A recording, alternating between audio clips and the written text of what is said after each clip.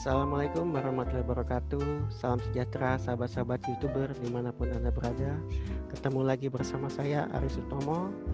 Dalam kesempatan kali ini saya akan menyampaikan materi yang saya pelajari selama mengikuti pelatihan dasar CPNS di Pusat Bank KDOD Lembaga Administrasi Negara Republik Indonesia di Kota Samarinda.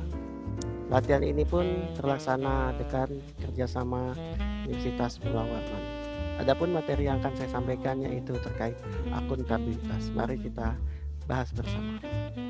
Dalam hal ini, akuntabilitas akan saya bahas mulai dari definisinya, konsep akuntabilitas, aspek akuntabilitas, jenis akuntabilitas, hingga fungsi utama akuntabilitas bagi seorang aparatur sipil negara. Secara definisi, menurut Lawton and Rose, akuntabilitas artinya proses saat seseorang atau sebuah organisasi membuat laporan kegiatan yang menjadi tanggung jawabnya. Saya rasa sahabat-sahabat sering melakukan hal demikian, apalagi di dalam sebuah organisasi. Tanggung jawab merupakan sebuah hal yang penting atas amanah yang diberikan kepadanya. Dalam sehari-hari mungkin kita mengetahui apa itu akuntabilitas dan responsibilitas. Namun secara fungsi dan definisi keduanya berbeda dalam pemahaman.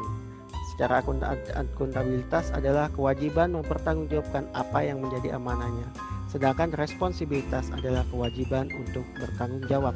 Namun pada kesempatan ini saya hanya fokus pada akuntabilitas.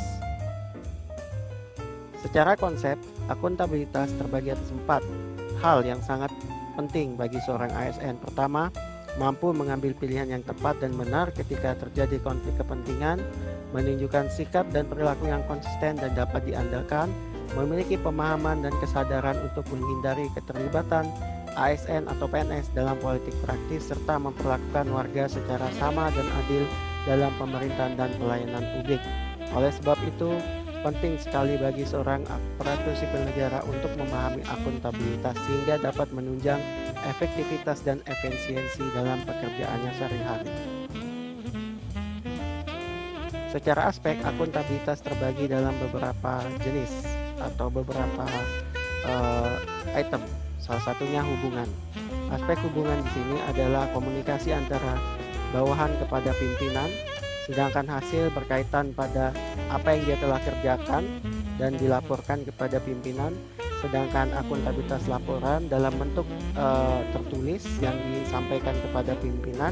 Konsekuensi adalah hasil apa yang dia dapat setelah melakukan sebuah pekerjaan, apakah baik atau buruk, serta kinerja sebagai akuntabilitas atas hasil-hasil yang dia kerjakan selama 1 tahun atau beberapa kegiatan yang telah dipercayakan kepadanya.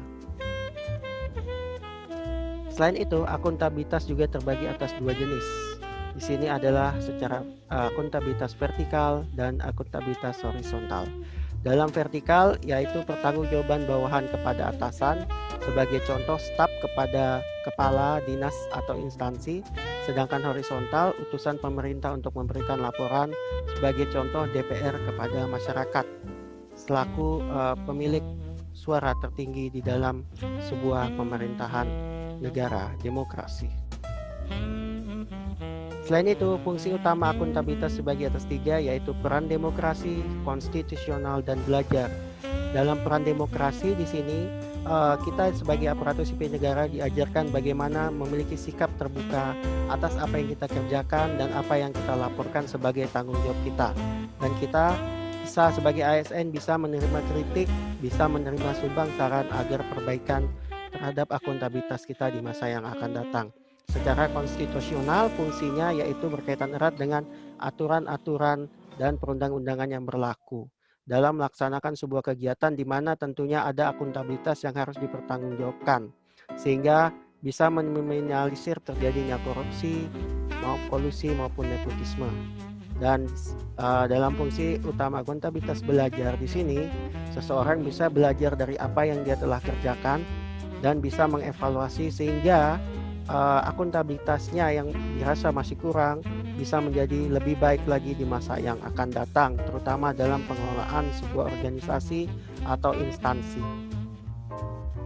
Adapun refleksi dan internalisasi makna dari materi yang saya sampaikan di atas, pentingnya bagi seorang aparatur sipil negara ada 3, yaitu mengetahui dan definisi dan serta konsep akuntabilitas itu sendiri, fungsi apa akuntabilitas itu bagi seorang aparatur sipil negara, serta bagaimana implementasi akuntabilitas itu bagi dirinya sendiri di lingkungan tempat kerjanya maupun di lingkungan pekerjaan yang lebih luas lagi.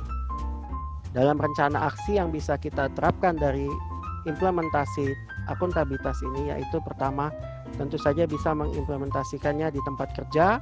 Kedua, sebagai panduan dalam menghindari konflik kepentingan, di mana sebagai sumpah ASN mengutamakan kepentingan orang banyak dibanding kepentingan pribadi, sehingga pelayanan dapat tercapai.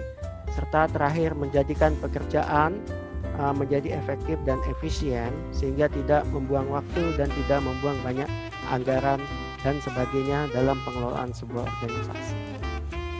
Abraham Lincoln, seorang presiden Amerika ke-16, pernah mengatakan, Anda tidak bisa lari dari tanggung jawab pada hari esok dengan menghindarinya pada hari ini. Demikian materi yang dapat saya sampaikan hari ini, semoga bermanfaat bagi kita semua.